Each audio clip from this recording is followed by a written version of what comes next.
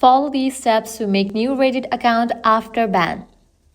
First, make sure you have already downloaded Reddit app. If not, you can navigate to Play Store or App Store, search for the app Reddit and then download it. Once completion of its download process, launch it. You will be directed to home page. Now click on the icon given at the top right corner. Click on the option sign up or login.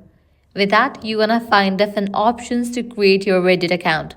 Google, Apple ID, email. So select any of it. Make sure you select the option that you haven't used before to create your account. A totally new one. Either it's Google ID, Apple ID, or an email address. Select the one that you haven't used before to create Reddit account. I'm gonna select Apple ID. Now provide your Apple ID's credentials, email address, and the password. After you type in that, now you have to create username. Make sure you choose your username wisely, as you won't be able to change your username after you have set it while creating the account. After you type in, click on continue. Now identify yourself.